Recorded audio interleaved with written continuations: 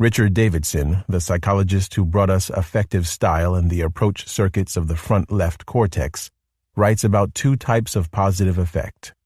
The first he calls pre-goal attainment positive affect, which is the pleasurable feeling you get as you make progress toward a goal.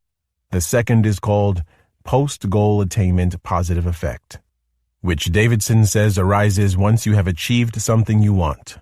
You experience this latter feeling as contentment, as a short-lived feeling of release when the left prefrontal cortex reduces its activity after a goal has been achieved.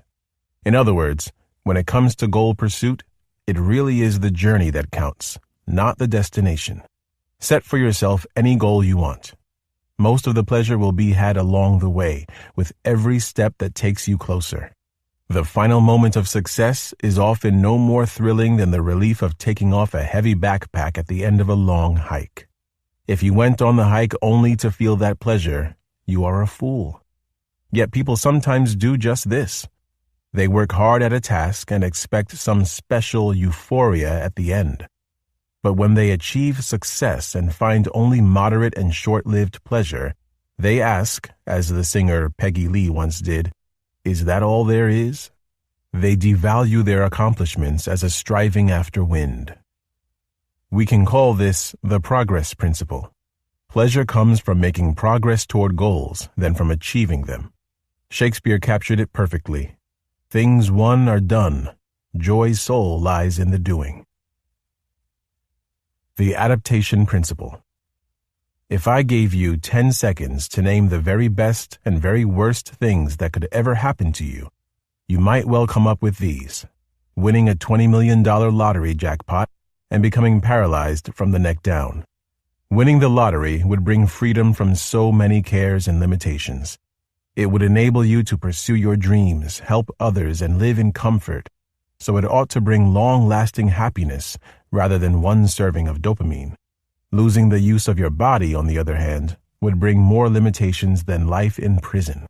You'd have to give up on nearly all your goals and dreams, forget about sex, and depend on other people for help with eating and bathroom functions. Many people think they would rather be dead than paraplegic, but they are mistaken. Of course, it's better to win the lottery than to break your neck, but not by as much as you'd think. Because whatever happens, you're likely to adapt to it, but you don't realize up front that you will. We are bad at effective forecasting, that is, predicting how we'll feel in the future. We grossly overestimate the intensity and the duration of our emotional reactions. Within a year, lottery winners and paraplegics have both, on average, returned most of the way to their baseline levels of happiness. The lottery winner buys a new house and a new car, quits her boring job, and eats better food. She gets a kick out of the contrast with her former life, but within a few months, the contrast blurs and the pleasure fades. The human mind is extraordinarily sensitive to changes in conditions, but not so sensitive to absolute levels. The winner's pleasure comes from rising in wealth, not from standing still at a high level, and after a few months, the new comforts have become the new baseline of daily life. The winner takes them for granted and has no way to rise any further. Even worse, the money might damage her relationships. Friends, relatives, swindlers, and sobbing strangers swarm around lottery winners, suing them, sucking up to them, demanding a share of the wealth. Remember the ubiquity of self-serving biases. Everyone can find a reason to be owed something.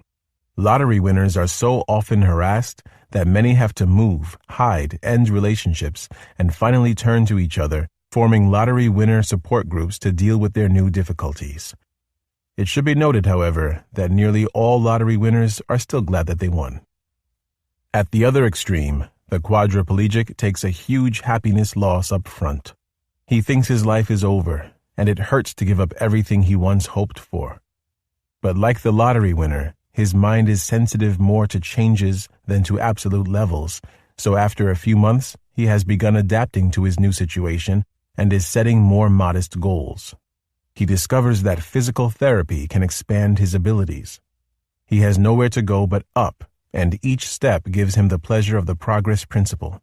The physicist Stephen Hawking has been trapped in a shell of a body since his early 20s, when he was diagnosed with motor neuron disease.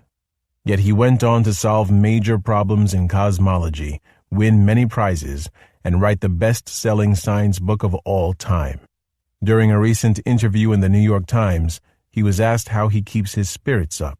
He replied, "My expectations were reduced to 0 when I was 21.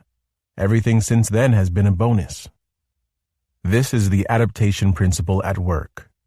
People's judgments about their present state are based on whether it is better or worse than the state to which they have become accustomed. Adaptation is, in part, just a property of neurons.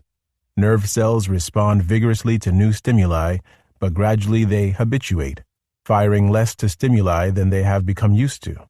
It is change that contains vital information, not steady states.